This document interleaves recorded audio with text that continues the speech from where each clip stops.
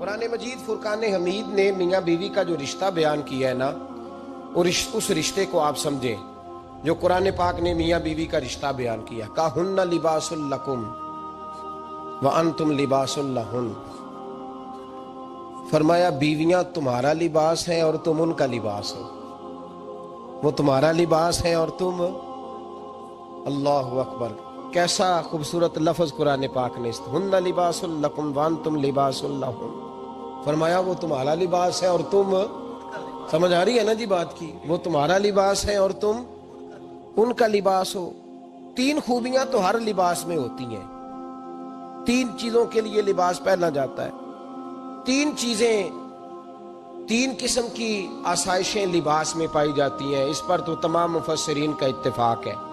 سب سے پہلی چیز، لباس جو ہوتا ہے وہ بندے کو گرمی اور سردی سے بچاتا ہے۔ سخت سردی میں لباس لے لیں تو بندہ سردی سے بچ جاتا ہے۔ اس کا مطلب یہ ہوا کہ میاں بیوی ایک دوسرے کا لباس ہیں، اگر بیوی کی طرف کوئی تکلیف آتی ہے تو میاں اس کو بچاتا ہے، اور اگر میاں کی طرف کوئی تکلیف آتی ہے تو عورت اس کو بچاتی ہے۔ میاں بیوی ایک دوسرے کا لباس ہے۔ لباس کیا کرتا ہے؟ لباس آدمی کے عیب چھپاتا ہے، اس کے وجود پر کتنے دھبے ہیں، کتنے نشان ہیں، وہ سارے چھپا لیتا ہے لباس۔ میاں بیوی ایک دوسرے کے عیب چھپانے والے ہوتے ہیں، عیب بتانے والے، رونا رونے والے نہیں ہوتے کہ بی بی جب بھی میکے گئی اس نے جا کے رونا شروع کر دیا۔ نبی پاک صلی اللہ تعالی علیہ وسلم نے بیوی کے بارے میں پتہ کیا فرمایا؟ فرمایا جب تم نکاح کر لیتے ہو تو اپنا ایمان محفوظ کر لیتے ہو۔ اب میں اس کی شرح نہیں کرتا، اب خود کر لیجئے گا کہ وہ ایک ایسی شخصیت ہوتی ہے کہ جس کی موجودگی میں آپ کا ایمان محفوظ ہے۔ اب میں نہیں سمجھتا کہ اس سے بڑی بات کوئی اور ہو سکتی ہے۔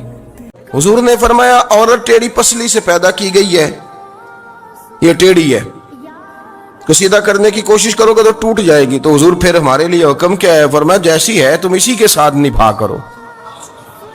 آپ سمجھیں کہ اتنا محفوظ حضور نے درجہ دے دیا بی بی کو، اتنا محفوظ کہ فرمایا غلطی بھی ہو تو میرے غلاموں تم اس کے ساتھ نبھا کرو، گزارا کر لو۔